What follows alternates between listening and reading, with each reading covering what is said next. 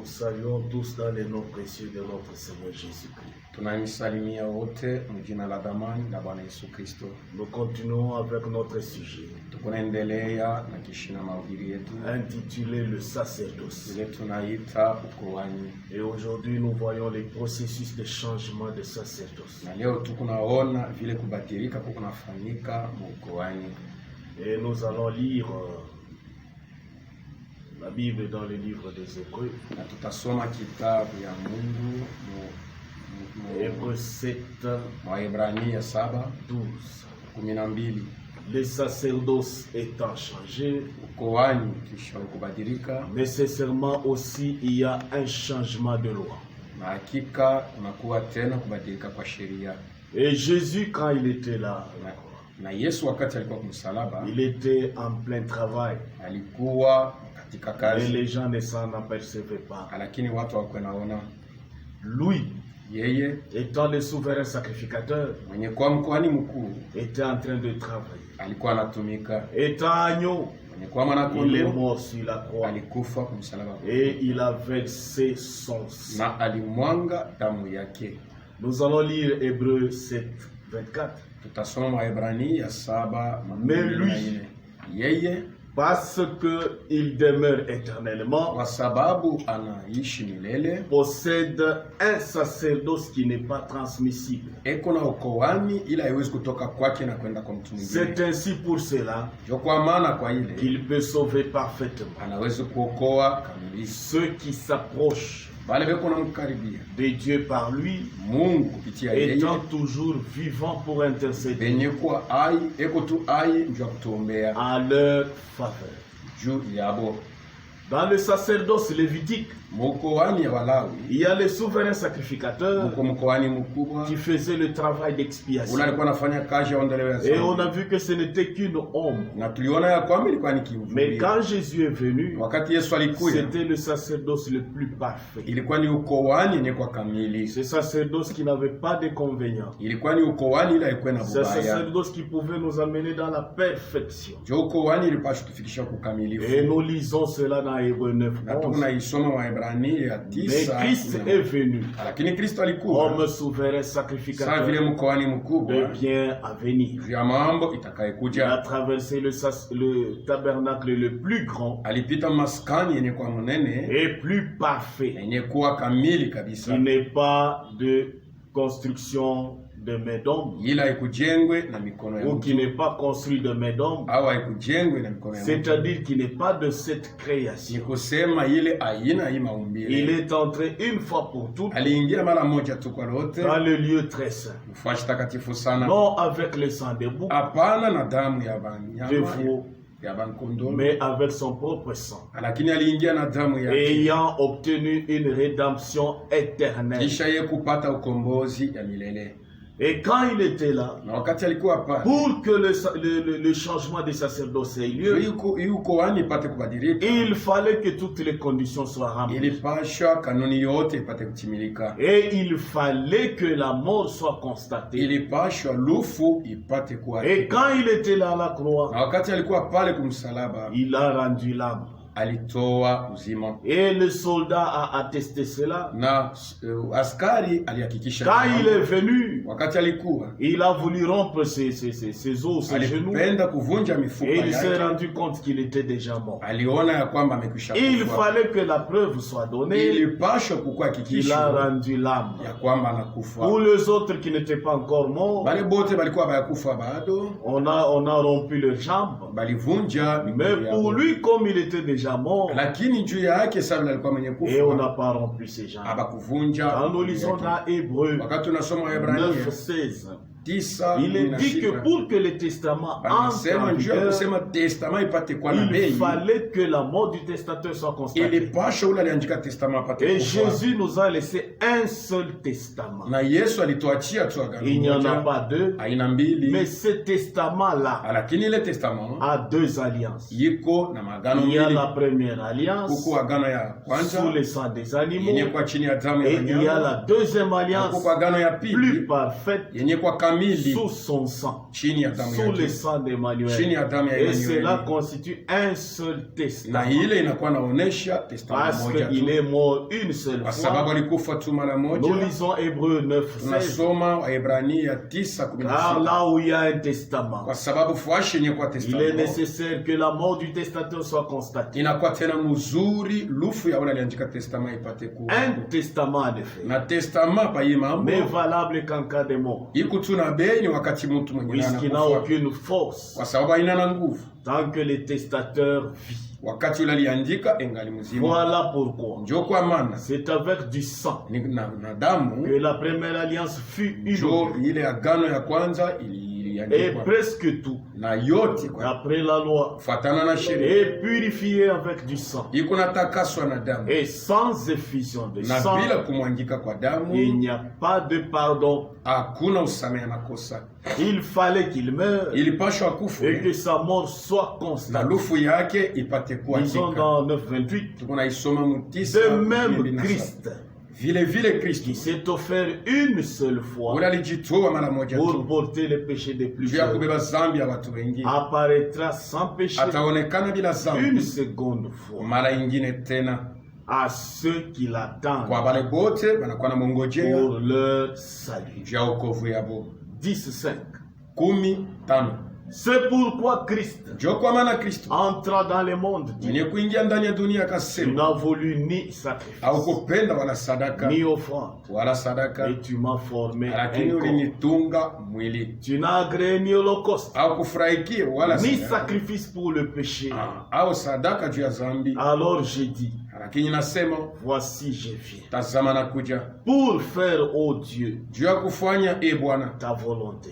mapenzi yako. Après avoir dit d'abord, Kisha ikusema tu mbele n'as voulu haukupenda et tu n'as agréé ni sacrifice ni offrande, haukufurahikia wala ni sadaka holocauste, au sadaka ni sacrifice pour le péché. au sadaka juu ya ondoleo ya Il zambi. dit ensuite, Alisema kisha voici, tazama je viens pour faire ta volonté. ninakuja kufanya mapenzi yako. Il abolit ainsi la première chose Alivunja na kuharabisha hivi kitu ya pour kwanza établir la seconde. juu apate kuweka ya pili. 10. 10. C'est en vertu de cette volonté Ni kupitia ile que nous mapenzi sommes sanctifiés ndio tunatakaswa par l'offrande du corps de kupitia Jésus-Christ sadaka ya mwili ya Yesu une Kristo fois pour toutes. mara moja tu kwa lote. Et tandis que tout sacrificateur Na hivi basi mkoani yote fait chaque jour le sacrifice eko nafanya kila siku et offre souvent le même sacrifice, na eko natoa wakati yote sadaka moja qui ne moja, peuvent jamais ôter le péché. ile haiwezi kuondolewa zambi. Mais lui, Lakini yeye après avoir offert un seul sacrifice pour le kisha péché, yeye kutoa sadaka moja tu ya s'est zambi, assis pour toujours aliyekala kwa lote à la droite de Dieu. kuume ya Mungu. Il a donné une seule fois Alitoa mara moja tu son corps en sacrifice mwili wake kama sadaka pour payer juu ya kulipa le prix qui avait été bei ile baliomba. 10-19. 10 Ainsi donc, frère, hivi bashima, puisque nous avons au moyen du sang kwa de Jésus sababu tuko na kupitia damu ya une Yesu libre entrée dans le uhuru sanctuaire ya kuingia maskani par la route nouvelle kupitia njia mpya et vivante qu'il a ilikuwa inaugurée ai ile aliweka pour alikata nous juu yetu à travers du voile, kupitia pazia c'est-à-dire Ni de kusema sa chair. ya mwili yake. Il a payé le prix Alilipa bei et ce prix-là, na ile bei c'était sa mort, ilikuwa ni lufu yake, c'était son sang, ilikuwa ni damu c'était yake, sa vie. ilikuwa ni buzima En yake. mourant, il a donné sa vie, Kisha yeye kufa alitoa il a uzima, versé son sang alimwanga damu pour nous racheter. juu ya kutuokoa, Et ce prix-là na ile bei ne pouvait pas être donné en secret. haikupashi kupelekwa Le mficho. diable lui avait dit, Shetani alimwelezea, agenouille-toi, utwange magoti, adore-moi, je uniabudu, vais te donner les mots. nitakupatia dunia. Il voulait que tout se fasse en secret, Alipenda yote ifanyike kwa mais uficho, et pourtant, tout ajapo devait être fait publiquement. yote ilipashwa kufanyika Et mbele ya Jésus watu, étant Dieu, na Yesu mwenye il kwa ne Mungu peut adorer personne. hawezi kuabudu mtu mwingine. Le prix a été payé Bei publiquement, ililipwa mbele ya watu wote, parce qu'il y a une ombre kwa dans sababu l'Ancien kuko Testament. kimvuri mule mwagano. Abraham a Abraham payé le prix publiquement. alilipa bei mbele ya watu wote. Boaz Boaz a racheté Ruth publiquement. alikomboa Ruth mbele ya watu wote. Et Naomi Naomi Boaz l'a fait publiquement. Boaz alifanya pia. Et comment est-ce que Jésus devait payer le prix à namna l'achat? gani Yesu alipaswa kulipa ile bei? Nous allons vérifier si réellement tutasopa kama le ni prix kweli a été payé ile publiquement. bei ililipwa mbele ya Mais watu nous wote. voyons d'abord en ce qui concerne Lakini tu Abraham, kunaona mbele ya yote ile car inaangalia c'était Abraham, une ombre. kwa sababu ilikuwa ni kimvuli. Abraham avec Macpéla. Abraham na Makpela, Quand sa femme est morte, wakati mke wake il voulait alikufa, l'enterrer. alipenda Nous kumuzika. trouvons cela dans Genèse 23. Tunaikuta mu Mwanzo Au 23, chapitre 2, on peut commencer à partir des 2. tunaweza Et kuanzia 23 plutôt, verset 2. tunaweza kuanzia hapo mstari wa pili. Sarah mourut Sara à akakufa Kirjat, Kirjak qui est Hébron, yenye kwa Hebron dans le pays de Canaan. mwinchi ya Kanaa. Et Abraham vint pour mener deuil sur Na Sarah Abraham akakuya njuu ya kufanya et kilio pour na la Sara pleurer. na kumulia. Abraham s'éleva devant sa mort Abraham akalamuka mbele ya mauti et yake parla ainsi au fils de na Heth. akasema hivi na wana wa Je Yeshi, suis étranger mimi ni mgeni et habitant parmi vous. mwenye kuketi katikati yenu, Donnez-moi mnipatie la basi possession d'un sépulcre kaburi moya kwenu, pour enterrer mon mort nipate kuzika et ôter et l'ôter de devant toi, mbele de yangu, devant moi. mbele yangu. 5. Tano, Le fils de Heth batoto ya Ed répondit à Abraham wakamwambia Abrahamu, en lui disant, kumwelezea kwamba écoute-nous, usikie basi mon Seigneur, Bwana wetu, tu es un prince de Dieu. wewe uko Au mfalme wa milieu de Mungu nous, katikati yetu, enterre ton mort uzike mfu wako dans celui de nos sépulcres mukaburi yetu que tu moja, choisiras. ile utachakula. Aucun de nous Mtu hata moja ne wetu te refusera hata ce sépulcre kukatalia ile pour kaburi enterrer ton mort. juu ya kuzika mfu wako. Abraham n'a pas accepté cette Abrahamu offre. hakuitika ile, On lui avait proposé walimwelezea une tombe gratuitement, abebe kaburi kwa mais il bure, a refusé. lakini alikataa. Parce que ce qu'on donne Kwa sababu ile gratuitement, kunaleta on bure, peut le réclamer. anawezi kuibeba tena Mais shilingi. lui voulait payer Lakini le yeye alipenda et kulipa que ce bei, prix-là na ile bei devait être payé public. ilipaswa kulipwa mbele ya watu wote. 11. 11. Non, Hapana, mon Seigneur, écoute-moi. Bwana wangu nisikie, Je te donne le champ nakupatia shamba et je te donne la caverne nakupatia na ile kaburi qui est. yenye kuwamo, Je te les donne nakupatia aux hayo yeux des fils de mon peuple. mbele ya watoto wa Enterre ton taifa mort. yako. Ujike mfu Abraham wako. se prosterna devant Abrahamu le gardien akainama du pays mbele ya taifa et il ya parla nchi, ainsi na akasema à hivi Ephron kwa Efron, en présence du peuple du pays. mbele ya taifa ya nchi, Écoute-moi, je te prie. unisikie na kusikia, Je donne le prix du champ. niko nalipa bei ya shamba, Accepte-le de moi. uniitikie hiyo kumikono Et yangu, j'y enterrerai le mort. na ntazika mfu wangu. Et Ephron répondit à Efron Abraham akajibu en Abrahamu disant, na kusema, mon Seigneur, Bwana wangu, écoute-moi. unisikie basi, Une terre de 400 cycles d'argent. udongo yenye kwa ya 400 Qu'est-ce que siècles, c'est là entre moi et ile ni toi? kitu kani katikati yangu na wewe? Et Abraham comprit. Abrahamu akaelewa, Abraham pesa Abrahamu akabeba à Ephron l'argent qu'il avait dit makuta ile alisema en présence des fils de mbele ya Heth. watoto wa Eti, 400 cycles d'argent ilikuwa 400 siècles ayant ya fedha. cours chez les marchands. Ile balileta kwa Le champ d'Ephron à Macpéla mashamba ya Efron Makpela, vis-à-vis de Mamré, mbele uso na uso ya le Mamre, champ, la mashamba caverne qui y est, ile kaburi ilikuwa et tous les arbres qui sont dans le miti champ, yote yenye kwa et mshamba dans toutes les limites aux alentours, na mipaka yote yenye kuizunguka, devint ainsi la propriété d'Abraham ikakuwa basi mali ya Abrahamu aux yeux des fils de Heth mbele ya watoto wa Eti, et de tous ceux qui étaient là. na bale bote balikuwa pale. Donc Macpéla Ni kusema est Makpela devenu une propriété privée ilikuwa mali ya pour Abrahamu, Abraham. ya Abrahamu. Il a payé le prix public, Alilipa bei mbele ya watu pas wote, en secret. ana muficho. Et aussi Boaz, Na Boazi pia quand il voulait racheter Naomi, wakati alipenda kukomboa Naomi, il a fait cela publiquement. aliifanya mbele ya watu wote, Cela ne pouvait pas être ila fait ikupashwa fanika en privé. muficho. Pourquoi? Parce qu'il doit y avoir des témoins. inapasha kukwe Parce que bashuda. si on conclut un marché en privé, Kama banasema kitu je peux renier cela. nawezi Ou kuikatala, l'un de nous malin qu'il est, au mmoja wetu il mwenye kwa peut mwerevu renier ce anaweza contrat. kukatala Mais hili, s'il y a des na témoins, kama kuko ils bashuda devront prouver cela plus tard anapasha kuhakikisha ile que nous kisha avons été là. ya kwamba tulikuwa pale Réellement, le prix a kweli été kweli, bei payé. ililipwa. Et quand Ruth Na wakati Ruth était là, alikuwa pale, Boaz était là, Boaz alikuwa en train de pale, racheter yeko Naomi. na kombo wa Naomi, Le prix a été fait bei publiquement. ilifanyika mbele ya watu wote. Nous voyons Ruth Tunaona Ruth 4 à partir de 3. tunaanzia, Puis il dit à celui qui avait le droit kisha de akaambia rachat, ule alikuwa na halali ya ukombozi, Naomi revenu du pays Naomi mwenye kurudia mwinchi de Moab, ya Moab a vendu la pièce de terre aliuzisha kipande ya udongo yake, qui appartenait à notre frère ile ilikuwa Elimelech. ya ndugu yetu Elimelek. 6. Sita, Celui qui avait le droit de ule rachat, alikuwa na halali ya je ukombozi ne puis pas akajibu, racheter pour moi. siwezi kukomboa juu Nous yangu. sommes en train de sauter. Tuko naenda na kuruka 9. 9. Alors Boaz dit aux anciens Hivi basi Boaz akasema et na à wazee tout le peuple, na taifa yote, vous êtes témoins aujourd'hui mwe bote mnakuwa bashuhuda que yangu j'ai acquis de la main de Naomi kusema ya kwamba napokea tout ce kutoka qui mikono ya Naomi appartenait à Elimelech. yote vilikuwa vya Elimelek. Donc le peuple était là, Ni kusema taifa les lilikuwa pale, anciens étaient là. wazee balikuwa pale, 4-11. ine Tout kumi na le moja peuple qui était à la taifa porte yote ilikuwa pale kumlango, et les anciens disent, na wazee bote wakasema nous en sommes témoins. shi bote tuko bashuda.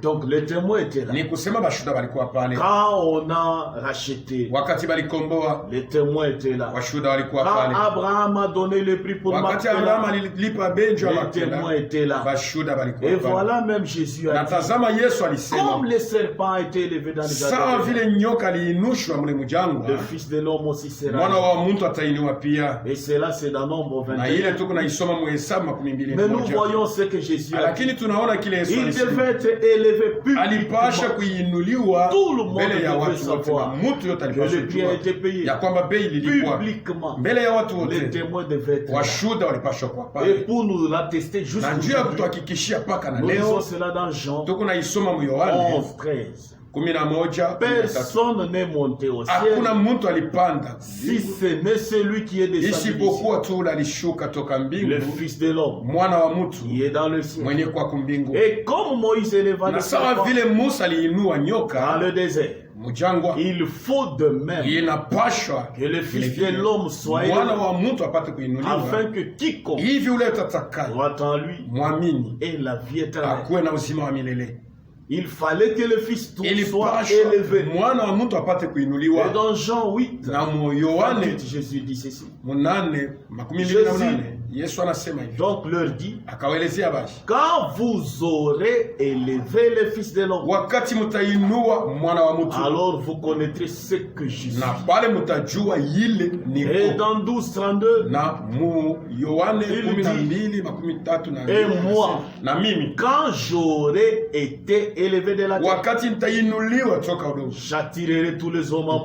nitavukokota watu wote kwangu. En parlant ainsi, Kwa kusema hivi, il indiquait alikuwa anaonesha de quelle mort ile lufu il devait mourir. alipashwa kufa, Donc il devait être élevé publiquement. alipashwa kuinuliwa mbele ya watu wote. 34. Makumi Et la tatu foule na lui nne. répondit, Na nkundi kamjibu, nous avons appris tulifundishwa par ya la kwamba loi que kupitia sheria le Christ Kristo demeure éternellement. anaishi milele. Comment donc dis-tu Namna kani basi il faut unasema que le Fils de l'homme inapasha mwana wa soit mtu élevé? ainuliwe? Qui est ce Fils de l'homme? Ule mwana wa mtu ni nani? Jésus parlait publiquement. Yesu alikuwa Comment anasema est-ce qu'il mbele ya devait watu. mourir? Namna gani Comment alipashwa est-ce qu'il kufa? devait donner Namna gani public, alipashwa kutoa de façon publique? mbele ya watu wote? Il devait payer le prix. Alipashwa kulipa bei. Colossiens 2. Wakolosai 2.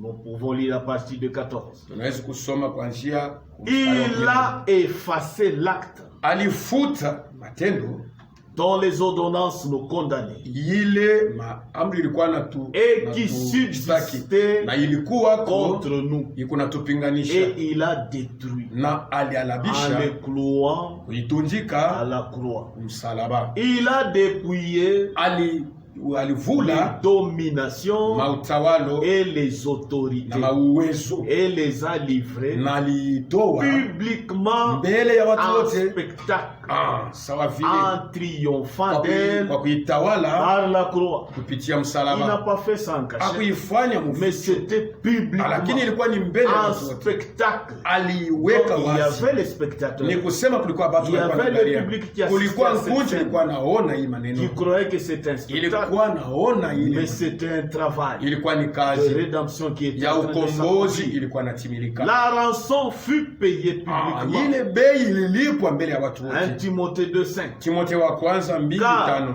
Kwa sababu Il y a un seul Dieu kuko tu Mungu moja et aussi un seul na médiateur kunakuwa tena wa kupatanisha entre watu Dieu et moja les hommes, katikati ya watu na Mungu, Jésus-Christ homme, Yesu Kristo mtu. qui s'est donné lui-même Ule alijitoa peke yake en rançon sawa pour tous. vile mshahara njoo ya watu wote. C'est là Ile les témoignages njoo ushuda rendus ile en son propre temps. ililetewa mwakati Donc yake. ceux-là qui étaient là Bale wote ont walikuwa rendu ces témoignages. walishuhudia Parce ile. qu'il est mort, Kwa sababu alikufa. il a donné réellement Alitoa le prix kweli kweli, alilipa pour bei. nous qui étions esclaves Juu ya du shie péché. tulikuwa batumwa ba zambi. Lisons un peu Tuisome mbele Marc 10, Marko 10 45. 45. Car le Fils de l'homme Kwa sababu mwana wa mtu est venu, alikuja non pour être servi, anajua apate mais kumtumikia, pour servir njoo apate kutumikia et donner sa na vie kutoa buzima comme bwake la rançon de sawa vile plusieurs. mshahara juu ya kuomba watu wengi. Il a donné le prix Alilipa bei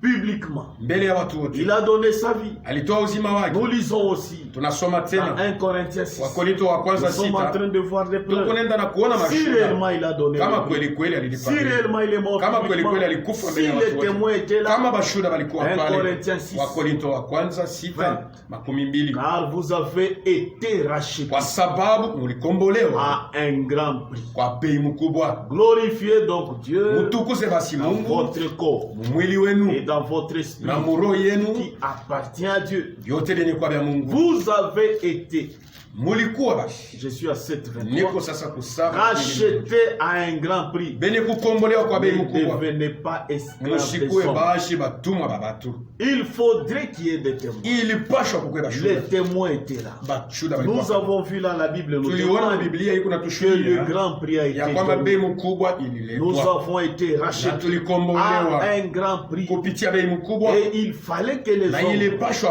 il batu, fallait que la nature, ilipashwa hii il fallait que les maumbile, témoins soient là. ilipashwa bashuda bakwe Nous pale, voyons qu'il y a eu na réellement tuliona des ya témoins. kwamba kulikuwa bashuda kweli Le kweli. grand prix a été donné. Bei mkubwa C'était ililipwa. un grand événement Ilikuwa ni mambo où munene, les témoins devaient être. ile bashuda Ça balipashwa ne kwa pouvait pale, pas se faire en secret. haikupashe kufashika muficho. Matthieu 27. Matayo 27:50. Nous voyons le premier témoin, Tunaona mshuda wa kwanza c'est le voile du temple. ilikuwa ni Le pazia ya temple, hekalu. le voile s'est déchiré Pazia ilipasuka pour prouver juu ya que le kuhakikishia prix a été ya kwamba bei payé, ililipwa, pour prouver juu ya que kuhakikishia quelque chose a ya eu kwamba lieu, kitu fulani pour kilitimilika, prouver juu ya que le kuhakikisha sacerdoce ya kwamba changeait. ukoani ilibadilika. Amen.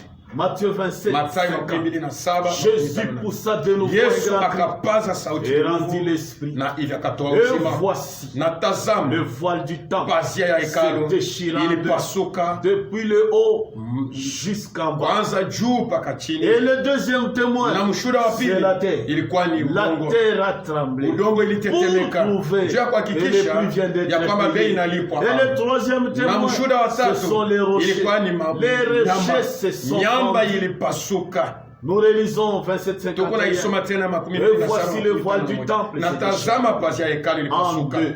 mara Depuis mbili le haut jusqu'en kuanzia bas, juu mpaka la chini. terre tremble. Udongo Le ikatetemeka, rocher se fend. miamba Et le ikapasuka. troisième Na témoin, mshuhuda wa le tatu témoin suivant ou le quatrième, ule wa les yeye sépulcres se sont ouverts. kaburi ikafunguka, makaburi 52. Les Makumi tano sépulcres na mbili. s'ouvrirent Makaburi et ikafunguka. plusieurs corps de saints na mili ya qui batakatifu était mingi, mort, ile ilikuwa ressuscité. ikafufuka. Tout cela a Na ile témoigné yote ilikuwa que le inashuhudia prix venait ya d'être kwamba payé. bei ililipwa. Et étant sortis de Na cette mwenye kutoka makaburi après la résurrection de Jésus, kisha ufufuko ils entrèrent bakaingia dans la ville sainte mumuji takatifu et apparut na à wakaonekana un grand nombre de mbele ya kundi personnes. ya watu mingi Et 54, na 54 les centeniers, ule shefu wa et ceux qui bantumia étaient avec na lui, wale walikuwa pamoja pour naye garder Jésus, juu ya kuchunga Yesu, ayant vu le kisha tremblement de kuona terre, vile udongo et ceux qui ilitetemeka venaient d'arriver, na wale walikuwa furent wanakuja saisis d'une grande frayeur bakashikwa na boka et dit na kusema assurément hakika cet homme huyu mtu était fils de Dieu. alikuwa mwana wa Mungu. Ils ont témoigné. Alishuhudia 55. 55. Ce n'était pas tout. Haikukuwepa Quand peke Jésus tu. mourait, Wakati Yesu il alikuwa n'était pas anakufa seul. hakukuwa Il peke devait yake, y avoir des témoins. ilipasha kukuwepa Il y shuhuda. avait plusieurs femmes Kulikuwa wanamke mingi à côté. kule ngambo 55. makumi Il tano y na tano. avait là Kulikuwa pale plusieurs femmes wanamke qui mingi regardaient de loin, walikuwa wanaangalia kwa qui mbali, avaient accompagné Jésus wale walisindikiza Yesu depuis la Galilée kutoka pour le Galilea servir. juu ya kumtumikia. 56. makumi tano na Parmi sita ces femmes munkunji ya bale était banamuke Marie de Magdala. Marie de wa Magdala Parmi alikuwamo. ces femmes, munkunji ya il bale y avait banamuke Marie, la mère mulikuwa de Jacques. Marie mama wa Parmi, ces femmes, Yakobo. parmi tous ces gens-là, munkunji ya bale il y batu avait Joseph. mulikuwa Joseph, Il y avait la mère des fils des Zébédée. mulikuwa mama wa batoto ba Zebede. Les témoins étaient là. Bashuda balikuwa Et ce pale n'est pas suffisant. na aiyeshtoshe Ce n'est pas fini. haikweneye. Nous lisons Luc Tunaweza 23. kusoma tena Luka 26. 23 Donc si toi tu n'y es, kama wewe le unakataa soleil va témoigner. jua itashuhudia, Parce qu'il y a eu kwa l'obscurité. sababu ile siku giza Si toi ilikuwa tu n'y hapo. es, Kama la unakataa terre rendra udongo témoignage. Les itashuhudia, rochers diront, miamba itasema nous étions là. shie tulikuwa pale. 23, 26. makumi mbili na tatu Comme il l'a mené, sawa vile alikuwa ils anampeleka, prirent un certain Simon wakabeba mtu de mmoja Cyrène, Simoni wa qui Sireni, revenait des champs ule alikuwa anatoka et le mashamba, chargeait de la na croix wakamuweka pour qu'il msalaba apporte juu apate kuibeba derrière Jésus. nyuma ya Yesu. 27.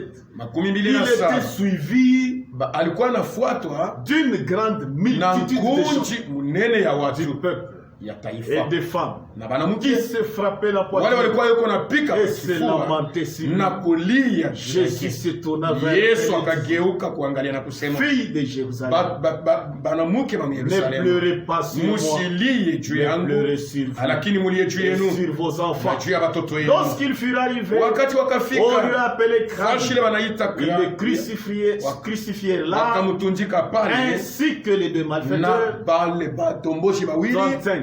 makumi Le tatu peuple na se tano. tenait là Taifa ilikuwa et pale regardait. ilikuwa naangalia, Les magistrats se moquaient wakuhani walikuwa nacheka, de Jésus. walikuwa nachekela 36. Yesu. makumi Les tatu na soldats sita aussi se moquaient. waskari walikuwa namchekelea pia. 44. makumi Il ine na tatu était déjà environ 6 heures. La 6e heure. ilikuwa ni saa ya sita Et il eut des ténèbres na giza ikakuwako sur toute la terre pa udongo mzima jusqu'à la 9e heure. mpaka na saa ya tisa Le soleil s'obscurcit. jua ikafinikwa Le voile giza du temple se déchira. na pazia ya hekalu Dans le ikapasuka katikati. 47. makumi Les ine na témoins saba voyant ce qui était arrivé, bashuda pa les kuona ile centaines mambo de ilifikia, glorifia Dieu. akatukuza Mungu Et ule dit, mtu. Akasema certainement, hakika cet homme était huyu juste. mtu alikuwa mwenye haki, Et tous ceux qui assistaient na bale bote walikuwa en foule à wanaangalia ce spectacle, munkunji kuina neno après avoir ilifanyika. vu ce qui Kisha était kuona arrivé, ile s'en ilifika, retournèrent, se wakageuka frappant la poitrine. wakalipika pa kifua. 49. makumi ine Tous na ceux bote de la connaissance de Jésus bale balijua Yesu et les femmes na banamuke qui l'avaient accompagné bale balimusindikiza depuis la Galilée kuanzia ku se Galilaya, tenaient dans l'éloignement walikuwa wako nasimama et mbali regardaient ce na qui se walikuwa wako passait. naangalia ile kunafanika. Les témoins étaient là. Washuhuda walikuwa Il y avait pale, les femmes, kulikuwa il y avait wanamuke, les centeniers, kulikuwa il y avait les shefu wa magistrats, kulikuwa wa magistrat, il y avait le soleil qui a kulikuwa jua témoigné ilishuhudia en s'obscurcissant. inafunikwa. Le soleil jua a refusé d'éclairer Il katala et s'est kuangaza obscurci. na ilikuwa giza Et le voile s'est déchiré. na pazia ilipasuka, Les rochers se sont fendus. miamba La ilipasuka, terre a bougé. udongo La terre a ilitetemeka, tremblé. udongo Tout ilitetemeka. sera pourquoi? Ile yote juu ya nini? Pour prouver Juu ya que kuhakikisha réellement ya kwamba kweli le kweli prix a été bei versé. ililipwa, Le prix a été donné bei publiquement. ililipwa mbele ya watu Donc wote, cette condition-là na hii kanuni a été remplie. ilitimilika. Il fallait que le prix soit donné Ilipashwa bei ilipwe publiquement. mbele ya watu Même wote. si si toi tu nie hata kama unakatala que leo Jésus n'est pas ya mort, kwamba Yesu et Jésus n'a hakukufa, pas versé ya le kwamba sang, Yesu hakumwaga mais la damu, terre lakini udongo va te confondre. Les itakuhakikishia, soleils jua va te confondre. Les itakuhakikishia, soleils étaient là. jua ilikuwa C'est pale, le même soleil ni qui hii était jua là moja moja que nous avons ilikuwa pale, aujourd'hui. ndio tuko nayo C'est la leo. même terre Hii udongo qui moja était moja là, ilikuwa qui pale, assistait. jua ile C'est ilikuwa la inaangalia, même qui a ni aujourd'hui. ile udongo moja moja tuko nayo. Le prix a été payé. Bei ililipwa mbele ya watu wote, Et il devait être capable na alipashwa kwa mwenye de kuenea donner sa vie juu atoe uzima et wake de la na reprendre. kuibeba tena, Pas lui arracher la vie. ana kumunyang'anya. Personne ne l'a tué. Hakuna mtu Il s'est alimuua, donné lui-même. alijipeleka ye peke, Il a donné sa vie lui-même. alilipa, Et alitoa il uzima wake, devait être capable. na alipashwa kuwa na de uwezo reprendre sa ya vie. kubeba tena ile uzima. Qui est celui-là Ni nani qui ule est capable iko na aujourd'hui uwezo de leo donner sa vie ya kutoa uzima et de wake la na reprendre? kuibeba tena? Tous ceux-là qui étaient Ule morts yote alikufa ne sont plus. abanako, Mais lui, na il yeye était mort, alikufa mais il vit na eko au mzima siècle kwa des siècles. milele na milele. Ils ont un peu marqué Tuisome kwa Marko tena à mnane partir de 30. kuanzia kumstari wa Je suis 13.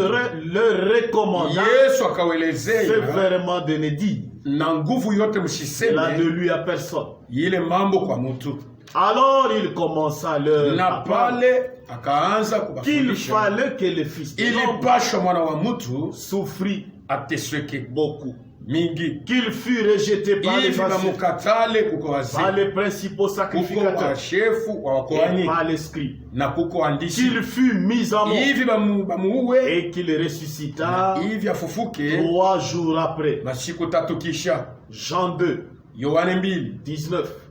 19. Jésus leur répondit. Yesu akawelezea, Il était en train de montrer alikuwa iko naonesha comment est-ce qu'il allait mourir namna kani alipasha kufa, et comment est-ce qu'il allait namna revenir kani à la vie. alipasha kurudia Jésus tena. leur répondit. Yesu akawajibu, Détruisez cet homme mubomoe bashieka et en 3 jours na masiku tatu je le relèverai. taijengulula, Moi, mimi je le relèverai. taijengulula. Le juif dit, Wayuda il a wakamwelezea fallu 46 ans ilipashwa miaka pour 100 bâtir cet homme.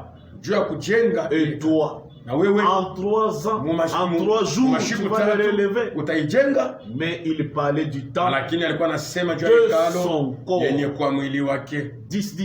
10:10. Yohane. Le voleur Wizi ne vient que pour dérober, mwisho kuna kuya tunju ya kubomola, égorger et détruire. kuua na kupomona. Moi, Mimi je suis venu nakuja afin que hivi bashi les brebis aient la vie makondolo wakuwe na uzima et qu'elles soient dans l'abondance. na uzima ya mingi. Je suis Niko le bon berger. mchungaji mwema, Et le bon berger na mchungaji mwema donne sa vie eko natoa maisha pour ses yake brebis. juu ya kondolo On zake. n'arrache pas la vie du bon berger. Abanyanganyake Lui-même donne la vie. ye peke eko natoa Il uzima, donne sa propre eko vie. natoa uzima wake peke. 17. 17. Le Père même, Baba nanipenda parce que je donne kwa ma sababu vie, niko natoa uzima wangu afin de la hivi reprendre. nipate kuibeba Je la tena, donne naitoa et je la na reprends. kisha nitaibeba. Personne ne me Hakuna donne. muntu ananinyanganya uzima, Moi, je la donne de mimi moi-même. niko natoa peke J'ai yangu. le pouvoir Niko na uwezo de la donner. ya kutoa uzima Et j'ai le na niko na pouvoir uwezo de la ya kuibeba reprendre. tena. Personne ne l'a. Hakuna muntu Il s'est donné lui-même alijitoa peke yake en rançon. sawa vile mshahara. Matthieu 27, Mathayo 62. 27:62. Le lendemain, Kesho yake qui était le jour après la préparation, ile ilikuwa siku kisha les matayarisho, principaux sacrificateurs, washefu wa koani, les pharisiens, wafarisayo allèrent ensemble wakaenda pamoja auprès de Pilate karibu na Pilato et dit, na kumwelezea, Seigneur, Bwana, nous nous souvenons tunakumbuka que cet imposteur a dit, na huyu mtumba alisema quand il vivait encore, wakati alikuwa mzima, après 3 jours, kisha masiku tatu j'ai mimi ressuscité. nitafufuka. Donc il savait tout ce que Walijua Jésus kwamba disait. Yesu Ordonne donc useme basi que les sépulcres soient gardés hivi kaburi kweli kuchungwa jusqu'au 3e jour, mpaka siku ya tatu, afin que ses disciples hivi banafunzi ne yake viennent pas bashikuye dérober les corps kuiba mwili wake et dire au na peuple kusema kwa qu'il est taifa ressuscité des morts. anafufuka toka wafu. Cette dernière imposture, Hii mambo ya bongo ya c'est mwisho pire que la première. itakuwa mbaya sana, sawa vile ya kupita ya kwanza. Apocalypse 1, Ufunuo 1:17. 17. Quand je le vis, Wakati nilimuona, j'ai tombé à ses pieds. nilianguka kumiguu yake Il samufu, posa sur moi akaweka yulu yangu sa main droite en disant, mkono wake wa ume na kusema, ne crains pas. usiongope, Je suis le premier, niko wa kwanja, le dernier niko tena wa mwisho, et le vivant. mwenye kuwa ai. J'étais mort Nilikuwa et mufu, voici, na tazama je suis vivant. niko ai Au siècle kwa des siècles, milele na je milele. tiens les clés de la mort Niko mu mikono yangu na et fungulo du ya rufu séjour des na morts. ya fwashi ya bafu. Il était mort, Alikufa voilà il vit. na tazama iko mzima Des siècles pour les siècles. juu ya milele na milele. Jean 2, 22. Yohane 2:22. C'est pourquoi, Njo kwa maana lorsqu'il fut ressuscité, wakati alifufuka toka ses wafu, disciples se souvinrent wanafunzi wake wakakumbuka qu'il leur kwamba avait dit cela. aliwelezeaka ile maneno Et ils crurent à l'écriture na wakaaminia ile et andiko à la parole que na Jésus neno avait dit. ile Yesu alisemaka. Il s'est donné lui-même. Alijitoa ye peke, Il a donné sa vie lui-même. alitoa uzima wake ye Et peke il a repris encore. na aliibeba tena. Qui est celui-là Ni nani qui ule pouvait faire ça? alikuwa na uwezo ya Qui kufanya est hivyo? celui-là Ni nani qui ule pouvait être capable alikuwa na uwezo de donner sa ya vie kutoa uzima et wake de la reprendre? na kuibeba Tous tena? ceux-là qui sont morts, Bale bote nous balikufa, demandons à Dieu de les tuko ressusciter. naambia Mungu apate Tous kuwafufua. les prophètes que nous connaissons Banabii bote bale tunayua sont dans la tombe. beko makaburi, Et il n'y a personne qui soit vivant hakuna aujourd'hui. mtu mwenye kwa hai leo, Tous sont de l'autre côté. bote beko ngambo ingine Mais ya Jésus pili. seul. Lakini Yesu Il pekee vit. eko Et mzima. il a dit, Na alisema là où deux ou trois sont réunis à mon ile nom, fashi bawili wala Je tatu beko suis jina langu, mimi au niko milieu d'eux. katikati Il yao, vit encore. eko mzima tena. Il fallait que la mort soit constatée. Ilipashwa hii lufu ikuwe yenye On kuhakikishwa. l'a dit précédemment. Tuliisema On lit mbele, encore quelques écritures sur tunaweza cela. kusoma ko tena maneno La mengine. mort devait être constatée. Lufu ilipashwa kwa yenye kuhakikishwa. Hébreu qu'on a lu 9, Waebrania 16. 9:16. Car là où il y a un Kwa testament, sababu fashi yenye kwa il est testament nécessaire iko ya lazima que la tena. mort du testateur Lufu ya ule aliandika soit testament constatée. ikuwe hakika. Jean 19, 32. Yohane 19. Les soldats vinrent donc Waskari wakakuja basi et ils rompirent les jambes na wakavunja au mifupa premier, ya wa kwanza puis à l'autre na mwingine, qui avait été crucifié avec lui. wale walitunjika naye pamoja. S'étant approché de Jésus, Kisha kukaribia Yesu, le voyant déjà mort, wakaona kwamba ils amekwisha ne lui kufa, rompirent pas les jambes. hawakuvunja kamwe mikulu yake. 35. 35. Bon, on peut commencer, on peut lire 34. Tunaweza kusoma Mais un des soldats lui perça le côté. lakini mmoja wa askari Avec akamtobola une lance. mbavu Et na aussitôt mkuki. il sortit du sang Na pale pale katoka damu et de l'eau. na maji. Celui qui l'a vu Ule alimuona en a rendu témoignage. alishuhudia, Et son témoignage na ushuhuda yake est vrai. ni ya kweli. Et il sait Anajua qu'il dit vrai. eko nasema kweli, Afin que vous croyiez hivi aussi, mupate kuaminia ces pia. choses sont arrivées Ile vitu ilifika afin que hivi l'écriture andiko fût accomplie. ipate kutimilika. Amen. Les témoins étaient là. Washuhuda walikuwa pale. Donc la mort a été constatée Lufu publiquement. ilikuwa hakika mbele Il ya n'est watu. pas mort en Akukufa privé, muficho, en cachette, muficho, mais publiquement. lakini mbele ya Et watu wote. comme le travail de rédemption a pris Sawa fin, vile kazi ya ukombozi le ilifanyika, rachat a eu. ukombozi Que ilifanyika. signifie racheter? Kukombolewa ni kusema Racheter nini? signifie Kukombolewa ni kusema ramener à sa place originale. ni kurudisha mtu mwali yake ya Comme kwanza. toutes les conditions Sawa vile kanuni yote exigées ilikuwa naomba par Dieu Mungu étaient remplies. ilitimilika. Nous avons vu ces conditions. Il a Tuliona eu. ile makanuni moja Comme nyingine. toutes les conditions. Sawa étaient vile remplies. kanuni yote Les ilitimilika. conditions légales. Makanuni yote ya sheria Et la rédemption devait être na totale. ukombozi ilipashwa Il kuwa ya fallait yote, accomplir, ilipashwa kutimiza remplir kutimiza toutes les conditions. makanuni Et yote. comme toutes les Na conditions sawa vile étaient makanuni yote remplies, ilitimilika, alors le rachat, na pale était pale possible. basi ukombozi iliwezekana. Le rachat qui signifie Ukombozi yenye kusema ramener à sa kurudishwa place mufashi originale. yake ya kwanza. Nous allons voir cette définition Tutaona ile hakikisho dans une des prédications du frère Branham, mahubiri moja ya ndugu Branham. prêché en Ile 1965, alihubiri le 1965 2 siku ya plutôt pili, le 21 février, siku ya 21 mwezi wa pili, la prédication intitulée ile mahubiri yanakuwa Qui kichwa est ce Melchisedec? huyu Melkisedeki ni nani? À partir du paragraphe 107, Kuanzia kukorasi yake ya nous allons trouver cette 116 définition. tutaona vile Dieu anasema. confirme cela. Mungu eko nahakikisha ile Cela a toujours été juste. ile inakuwa katua Dieu yake. confirme que Mungu eko nahakikisha kwamba c'est vrai. ni kweli. Cela montre clairement Ile iko naonesha que waziwazi celui qui est ya prédestiné kwamba ule est le alitangulishwa seul à être na considéré mmoja tu ule dans la tunapaswa rédemption. mukombozi. Avez-vous saisi? Munaishika, Laissez-moi répéter. mwenyache nyanzulu. Celui qui est prédestiné Ule alitangulia est le kutayarishwa seul ni peke à être ule considéré mnapasha dans la kuutia rédemption. mukombozi. Les gens peuvent agir, Bantu banaweza les gens peuvent agir bantu banaweza kutenda comme si l'été ou pensaient sawa vile bilikuwa au kuwaza qu'ils le sont, vile beko, mais la véritable rédemption lakini ukombozi ya est kweli pour yiko ceux qui sont prédestinés. juu ya pale balitangulia kutayarishwa, Parce que kwa sababu le mot racheté, iyi mambo kukombolewa, le mot racheté, hii mambo kukombolewa lui-même signifie ye peke yako naonesha ramener.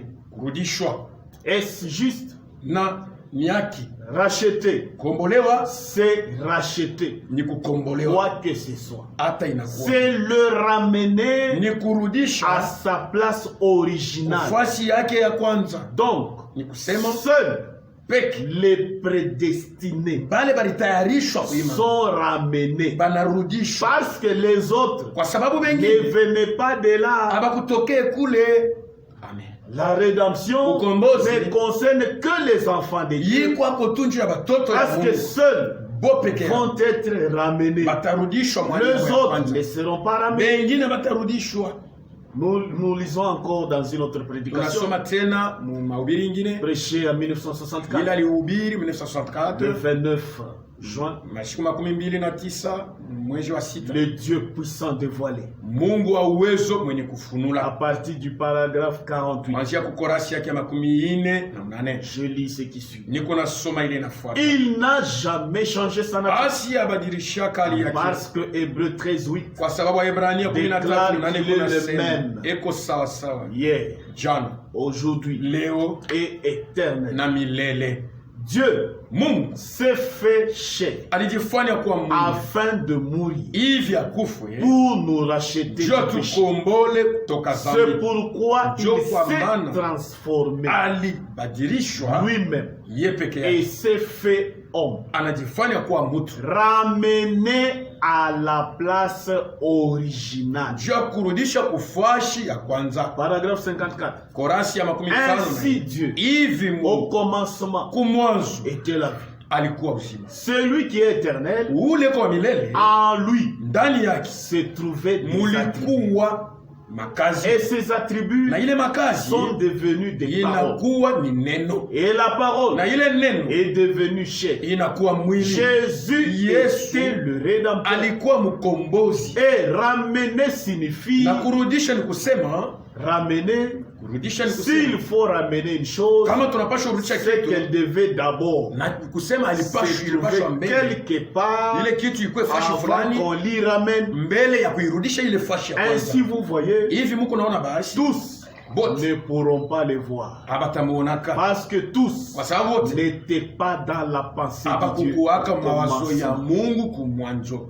Ramener, Kurudisha c'est ramener à la place originale. ni kurudisha pafashi ya Alors kwanza. tous ceux-là qui étaient rachetables Bale bote balikuwako banastahili l'ont babakombole cru, bila kuamini, l'ont cru, balimwamini parce qu'ils étaient les pensées de Dieu. kwa sababu balikuwa mawazo Ces ya Mungu. attributs du commencement Makazi yake ya ont mwanzo été faits chair ilikuwa mwili et rachetables na iliweza et kukombolewa ont été ramenés na à Dieu. balirudishwa kwa Mungu. À tous ceux Kwa bale bote qui l'ont reçu, balimupokea, il a donné le pouvoir aliwapatia de uwezo devenir ya kukuwa enfants de Dieu. batoto ya Mungu. Pourquoi? Juu ya nini? Parce qu'ils Ils étaient rachetés. Kwa sababu balikuwa Dès le bakukombolewa commencement, tangu mwanzo, ils faisaient partie de l'expression. balikuwa tena kipande ya kuonekana kwake.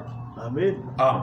Avant d'être ramenés, Mbele ya kurudishwa, il fallait que toutes les conditions ilipashwa kanuni yote soient remplies. ipate kutimilika. C'est-à-dire Ni racheter, kusema kukombola, ni ramener à kurudisha la place originale. pafashi ya mwanzo, Là où on était avant. fashi ulikuwa mbele, Et ce na travail-là ile kazi a eu lieu au Calvaire. ilifanyika ku Ah, Kalvari. il a donné le prix. Wakati alitoa Ah, il a uzima, rempli toutes les conditions. wakati alitimiza Et makanuni, le rachat na a eu ile lieu. ukombozi ilitimilika.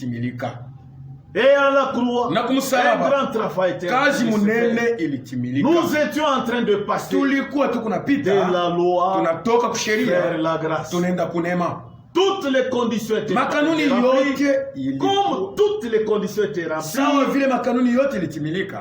nous passions Tulikuwa natoka de la loi à la sheria, grâce. tunaenda kunema. Ils ont un peu remis Tuisome ko tusome Warumi 6:14. car le péché Kwa sababu zambi n'auront point de pouvoir. haitakuwa tena na uwezo yule, Puisque vous êtes kwa sababu muko non sous la hana loi, tena chini ya sheria, mais sous la grâce. lakini chini ya neema. Quoique, Hata hivi pécherions-nous donc? tufanye bashi zambi Il tena, dit quoi donc? kuyi mambo Pécherions-nous tufanye tena zambi, parce que nous sommes njoo pas na non sous la loi, ana chini ya mais sheria, sous la grâce. lakini chini ya neema. Loin de là. Mbali na ile Nous sommes partis, nous tunatoka, sommes sortis, tunatoka, nous avons quitté la tunatoka loi kusheria, vers la grâce. tunaingia chini ya neema. À partir de ce Na jour-là, kuanzia ile siku nous sommes passés dans la grâce. tunaingia chini ya neema.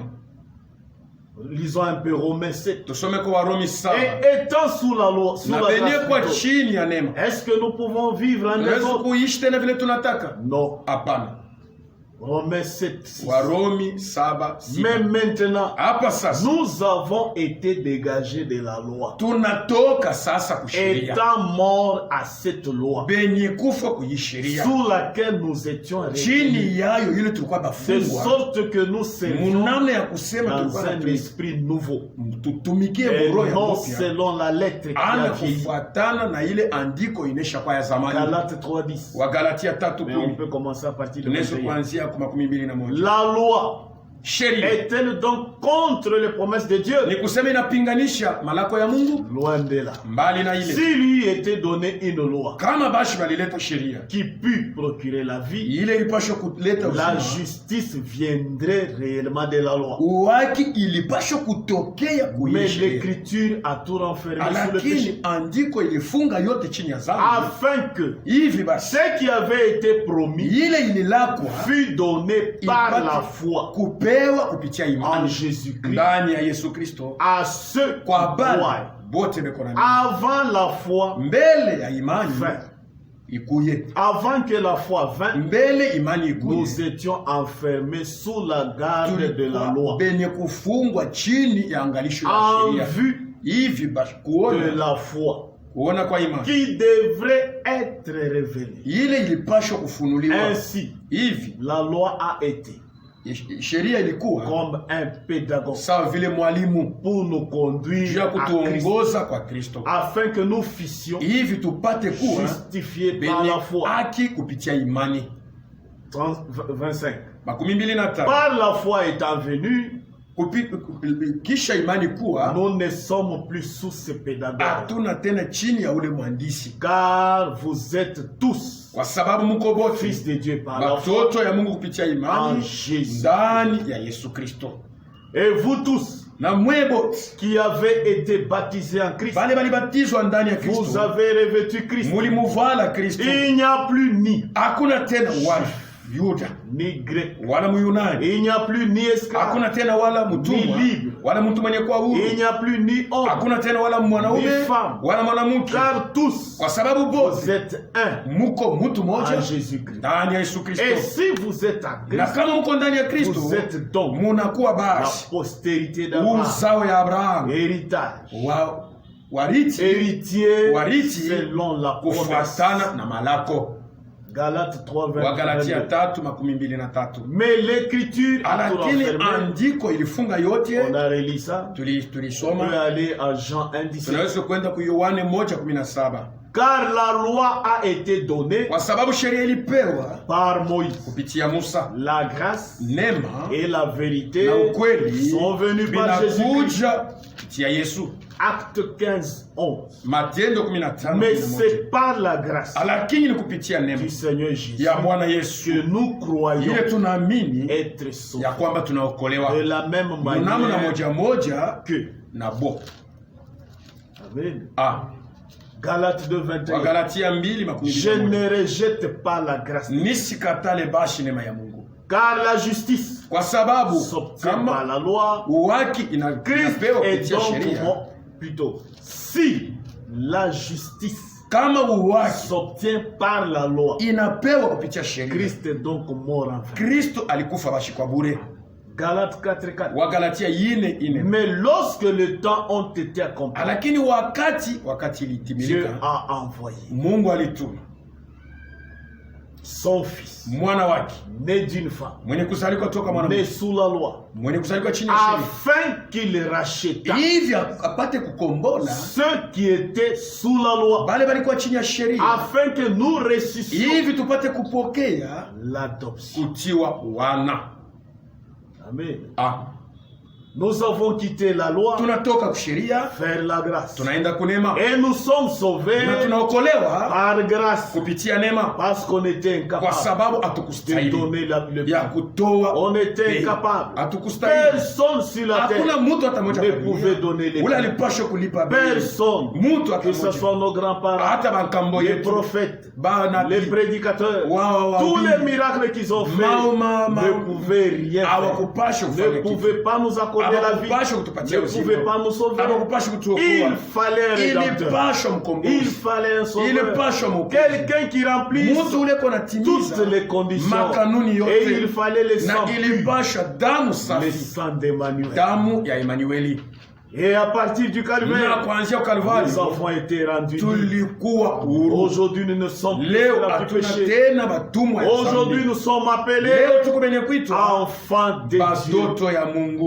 Et quand le prix a été donné, tous nos péchés ont été effacés. Avant, les péchés étaient couverts dans le sang des animaux, mais avec le sang d'Emmanuel, les péchés n'ont pas été effacés, n'ont pas été couverts, mais les péchés ont été effacés pour toujours. Amen. Lisons un peu Ephésiens 1. Ephésiens 1:5.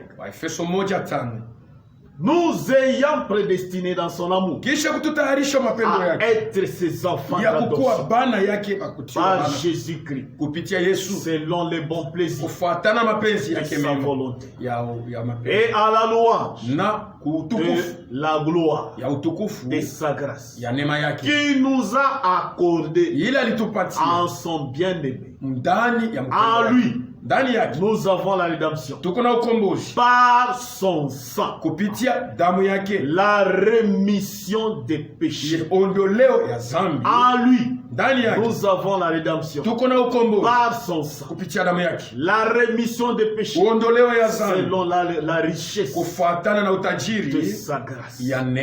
Colossiens 2:14. Il a effacé, il n'a pas couvert, il a effacé l'acte dont les ordonnances nous condamnaient et qui subsistait contre nous, il a détruit en le clouant à la croix. Ephésiens 1:7. On peut lire Colossiens 1:14. On peut commencer à partir de 12. Rendez grâce au Père qui vous a rendu capable d'avoir part à l'héritage de saints dans la lumière, qui nous a délivrés de la puissance des ténèbres et nous a transportés dans le royaume du Fils de son amour, en qui nous avons la rédemption, la rémission des péchés. Hébreux 9:22.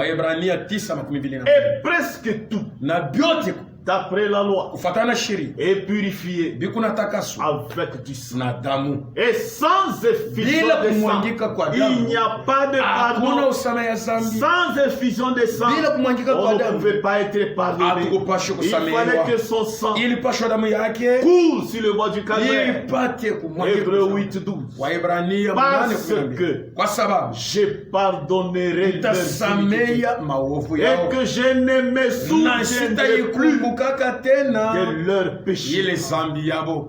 Tous nos péchés Mazambi yetu ont yote été expiés, iliondolewa, ont été effacés. ilifutwa, Et aujourd'hui, na leo nous sommes enfants tuko de Dieu. watoto ya Mungu. Amen. À tous ceux-là qui ont cru, Bale bote il baliamini, leur a donné le pouvoir aliwapatia uwezo de devenir ya kukuwa enfants de watoto Dieu, ya Mungu, lesquels sont nés. bale banazalikwa. Amen. Amen. En mourant, Na wakati en alikufa, payant le prix, wakati alilipa il bei, nous a réconciliés. alituunganisha na Parce Mungu. qu'on était loin de Kwa sababu Dieu. tulikuwa mbali, On était chassés. tulikuwa bali Adam et Ève Adam na Hawa étaient chassés du jardin. balifukuzwa Et on shamba la Edeni. avait placé des anges na là baliweka mamalaika avec kule des makerubi épées. benye kwa na mipanga. Quiconque osait passer, Ule yote alipima il kupita, mourait. alikuwa Donc anakufa. pour passer Juu ya là-bas, kupita ile il fasi, fallait la vie. ulipashwa unatoa Il uzima. fallait donner la vie. Ilipashwa unatoa Et uzima. Jésus Na Yesu a donné ça. alitoa uzima wake. Amen. La réconciliation Upatanisho a eu lieu. ilifanyika.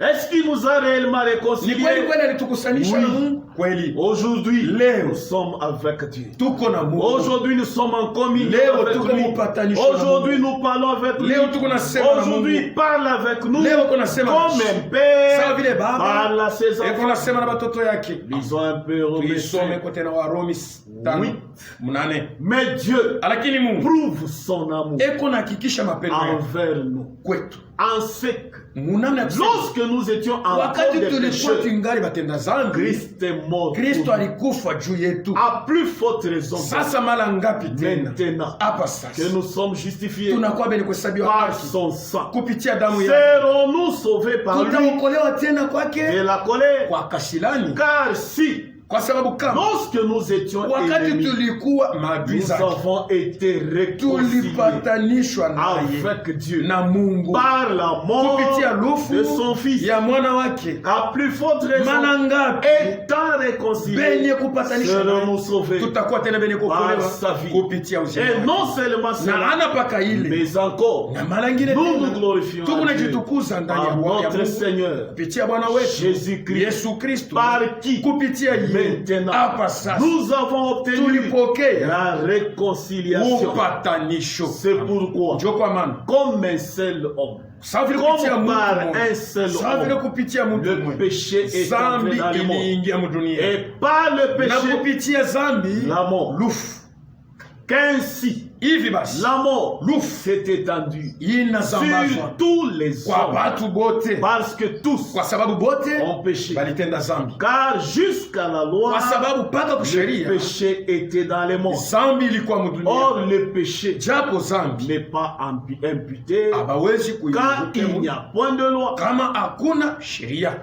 15. 15. Mais Lakini il n'en est pas du don gratuit, hakuna tena ile zawadi ya bule comme de l'offense, sawa vile unatendea mtu vibaya, car kwa sababu si par l'offense kama kupitia matendo d'un mabaya seul, ya mtu mmoja il en est beaucoup qui sont morts. kuko ba mingi balikufia amo. À plus forte raison, Mara ngapi la grâce de Dieu neema ya Mungu et les dons de la na grâce zawadi ya neema ya Mungu venant d'un seul yenye homme kutokea kwa mtu mmoja Jésus-Christ, Yesu Kristo ont-ils été ilikuwa abondamment ya mingi répandus sur yenye plusieurs. kumwanga pa batu ba mingi. Et Hivi il n'en est pas aina du don comme ce qui juu est ya arrivé zawadi sawa ile ilifika par un seul homme kupitia mtu qui a mmoja péché. ule alitenda zambi. Car c'est après une seule Kwa offense sababu nikisha que le kutenda makosa jugement est moja devenu ndio condamnation. hukumu inakuwa sasa. Tandis que le don gratuit Zawadi ya Mungu devient justification inakuwa kuhesabia haki après plusieurs kisha offenses. matendo mabaya Si mengi. par l'offense Kama kupitia tendo d'un baya seul, ya mtu mmoja la mort a régné lufu inatawala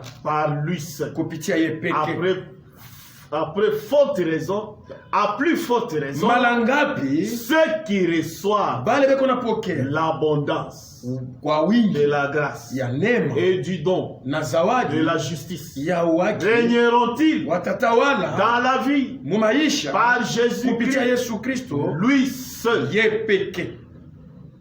Nous avons obtenu la réconciliation. 2 Corinthiens 5. On peut commencer à partir de 17. En mourant, il nous a réconciliés. Je lis. Si quelqu'un est en Christ, il est une nouvelle créature. Les choses anciennes sont passées. Voici, toutes choses sont devenues nouvelles. Et tout cela vient de Dieu, qui a fait quoi? Il nous a réconciliés avec lui par Christ et qui nous a donné le ministère de la réconciliation. 19. Car Dieu était en Christ, réconciliant le monde avec lui, en n'imputant point aux hommes leur offense. Et il a mis en nous la parole de réconciliation. Comme il nous a réconciliés, le prix a été payé, il nous a ramenés. Et qu'est-ce qu'il y a eu? Il a inauguré une voie, une route nouvelle. La route qui était fermée a été ouverte. Maintenant nous pouvons y marcher. La route qui était fermée, elle a été fermée où? Genèse 3, 22. L'Éternel Dieu dit, voici l'homme. L'homme est devenu comme l'un de nous pour la connaissance et du mal. Empêchons-le maintenant d'avancer sa main, de prendre l'arbre de vie et d'en manger et de vivre éternellement. Et l'Éternel Dieu le chassa du jardin d'Éden pour qu'il cultive la terre d'où ils avaient été pris. C'est ainsi il chassa Adam et mit à l'orient du jardin les chérubins qui agitent une épée flamboyante pour regarder les chemins de l'arbre de vie. Ils ont été chassés et la route était fermée. Mais qui pouvait passer? Pour passer, il fallait mourir. Pour passer, il fallait y laisser sa vie. Jésus s'est porté garant. Moi je passerai. Moi je vais donner ma vie et je vais la reprendre. En passant, il nous a réconciliés avec Dieu. En passant, il a inauguré une Hébreux 10, 19.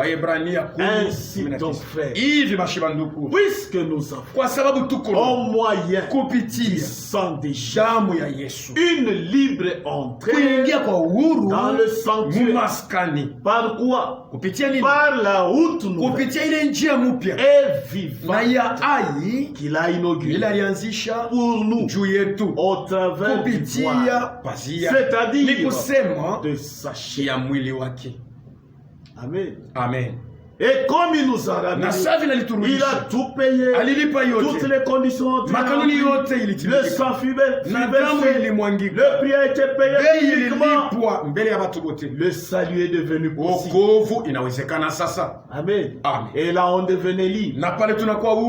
Le salut est devenu possible. Et jusqu'aujourd'hui, celui qui croit en lui, il a le droit d'avoir la vie. Il est sauvé. Tout celui qui croit de tout son cœur, il va recevoir la vie. Pourquoi? Le prix a été payé. Pas aujourd'hui, mais depuis ces jours-là. Les témoins nous le disent. Nous lisons dans Jean 9, 39. Oui, Jésus dit, je suis venu dans ce monde pour un jugement. Pour ceux qui ne voient point. Voient. Et que ceux qui voient deviennent aveugles. Il y en a qui ont vu et ils n'ont pas reconnu. Ils sont devenus aveugles. Mais il y en a qui ne voyaient pas. Aujourd'hui, ils voient. Amen. Jean 12. 31. Maintenant a lieu le jugement. Pour tout celui qui refuse. Parce que les témoins ont attesté cela. Mais celui qui refuse, il est déjà jugé. Pourquoi? Il a fait de Dieu un mal. Jean 12. 31.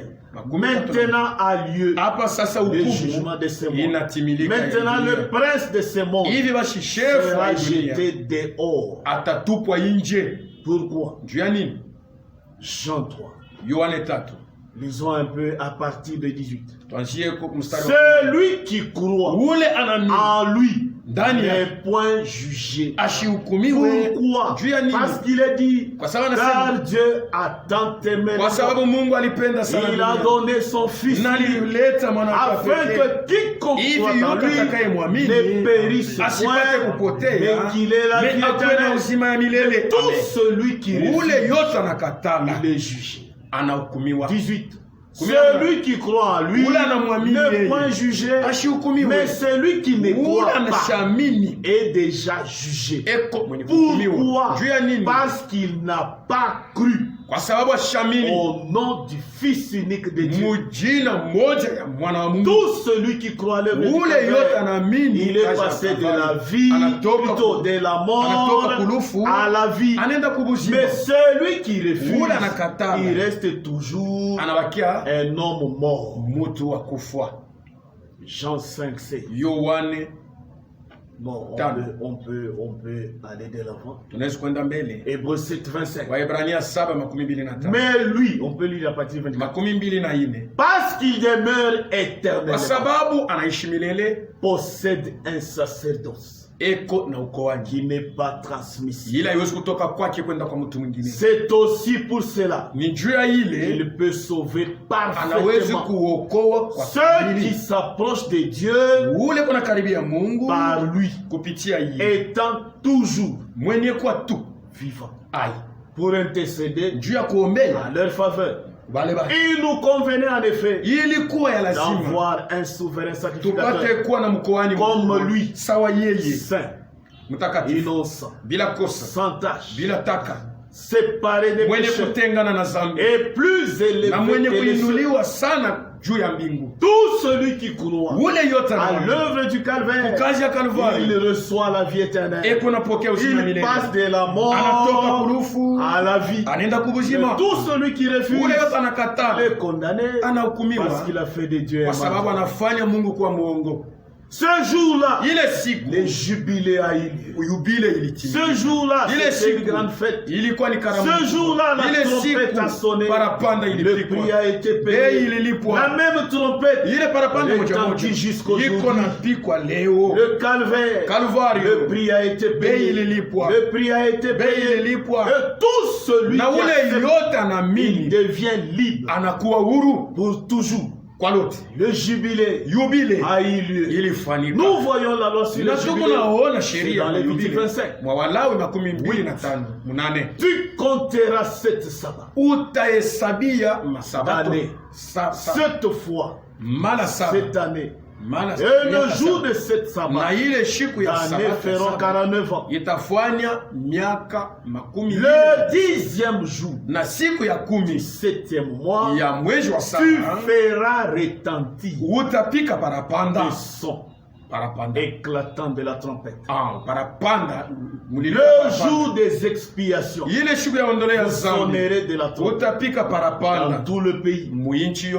Et vous sanctifierez la 50e année, siku ya makumi vous publierez la liberté mutasambaza uhuru dans le pays muinchi pour tous ses habitants. kwa bantu bote Ce sera pour vous itakuwa juu yenu le jubilé. yubile. Chacun de vous Mtu yote wenu retournera dans sa propriété. atarudia mumali yake. Chacun de vous Mtu yote wenu retournera dans sa famille. atarudia mujama yake. La 50e année Mwaka wa makumi sera tano pour vous itakuwa juu yenu le jubilé. yubile. 12. Kumi Car kwa sababu c'est le jubilé. ni yubile. Vous le regarderez comme une chose Mutangalia sainte. sawa kitu takatifu. 13. Dans cette année de jubilé, Muile mwaka wa yubile chacun de vous mtu yote wenu retournera dans sa atarudia propriété. mumali yake. Quand le jubilé a sonné, Wakati yubile ilipita Adam et Ève Hawa ont retrouvé leur héritier. walirudia muriti yao. Ils ont retrouvé Walirudia ce qu'ils avaient perdu. muvyote vile walipoteza. Tout a été racheté Yote pour eux. vilikombolewa juu Et yao. nous, Na si qui étions devenus des esclaves, walikuwa watumwa par Adam, kupitia Adamu, par ce que Adam a kupitia vile fait, Adamu alifanya, nous avons été rendus tulirudishwa libres. kuwa huru. Le jubilé a sonné. Yubile ilipika parapanda. Aujourd'hui, Na nous leo sommes libres. tuko huru. Mais celui qui refuse, Ule anakatala il reste esclave anabakia mtumwa pour toujours. kwa lote, Parce que c'est libre. kwa sababu Juste croire ni kuamini de tu tout son cœur. Juste accepter kuamini tu. qu'il est mort pour moi. Alikufa juu Il a yangu, versé son sang alimwaga pour damu moi. juu yangu, Il a payé le prix alilipa que je ne deni pouvais pas. ile sikupasha kulipa. Exode 21. Kutoka 21. Voici les lois Tazama que sheria tu leur présentes. ile utabaonesha. Si tu achètes Kama unauza un esclave mutumwa mwenye kwa Mwebrania, il sortira 6 années, atatoka il servira 6 années, atatumika miaka 6, mais la 7e, lakini mwaka wa il 7 sortira libre, atatoka huru sans rien payer, bila kulipa sans la grâce. Njoo neema hii. On quitte sans rien payer Unatoka bila kulipa parce qu'on kitu n'était pas kwa capable sababu de payer. tukustahili kulipa. Et s'il est entré Na seul, kama aliingia il peke sortira seul. atatoka peke. S'il avait une Kama femme, alikuwa na sa mke, femme sortira avec mke lui. yake atatoka pamoja naye. 4. Ine, Si c'est son maître kama qui lui a donné une femme shefu yake ndio alimpatia et mke qu'il a eu des fils, na anapata batoto Ou na des ule filles. mke au banamuke au la banamume, femme et ses enfants mke na seront batoto à son maître batabakia ba et shefu il yake sortira seul. na atatoka peke. Mais Lakini si l'esclave, kama mtumwa anasema j'aime mon maître, mimi napenda shefu ma yangu, femme mke wangu et mes na enfants, batoto yangu, je ne peux pas sortir siwezi libre. kutoka na Alors kuwa son maître lakini pale shefu le yake conduira devant Dieu atamuongoza mbele ya et Mungu, les fera approcher de la porte atamukaribisha ou kulango du poteau au kuunguzo, et son maître na shefu yake lui percera l'oreille atamutobola lisikio avec un poinçon na kitu ya makali, et na pale l'esclave sera pour toujours na mtumwa atabakia kwa à lote son service. kukazi yake. Pourquoi Juu ya nini? il a refusé de sortir? Alikatala Tout kutoka. celui qui refuse de Ule yote anakatala sortir, kutoka il est jugé. anahukumiwa. La grâce n'est grâce Neema iko que neema lorsqu'on l'accepte wakati en unaitikia tant que grâce. sawa vile neema, Mais si on refuse, na kama on unakatala devient esclave pour unakuwa toujours. mtumwa kwa lote, Car il est dit kwa sababu imeandikwa dans Jean 3,14. Yohane Et 3:14, comme Moïse éleva le sawa vile serpent Musa aliinua nyoka dans le désert, mjangwa, il faut de même inapashwa vile que vile le Fils de l'homme soit mwana wa élevé. mtu apate kuinuliwa. 15. 15, Afin que hivi basi quiconque croit ule yoyote en lui atakayeamini ndani mwake ait la vie éternelle. akuwe na uzima wa milele, Car Dieu kwa sababu a Mungu tant aimé les mondes, alipenda sana il a ulimwengu donné son Fils unique, alitoa afin que quiconque croit hivi en yote lui ne atakayemwamini périsse point, asipate kupotea, mais lakini qu'il ait la vie akuwe éternelle. na uzima ya milele. Tout celui qui croit, Ule yote anaamini il reçoit la vie. eko anapokea uzima, Il quitte de la mort, anatoka kurufu il passe de la mort anakwenda kuuzima, vers la vie. anaenda Donc kuuzima. celui Ule yote qui refuse, anakatala, il est lui-même responsable. ye peke yake anakuwa Parce que mwenye le mambo, salut lui a été kwa sababu étendu. wokovu La balimwonesha grâce lui a été étendue. balimwonesha neema, Mais de lui-même, lakini kwa il kipekee les refuse. anakatala kwa kipendaro. Étant racheté, Mwenye nous kukombolewa sommes libres. tuko huru. Amen. Amen. Pour aujourd'hui, on n'arrête pas. Juu ya leo tunasimamia pale.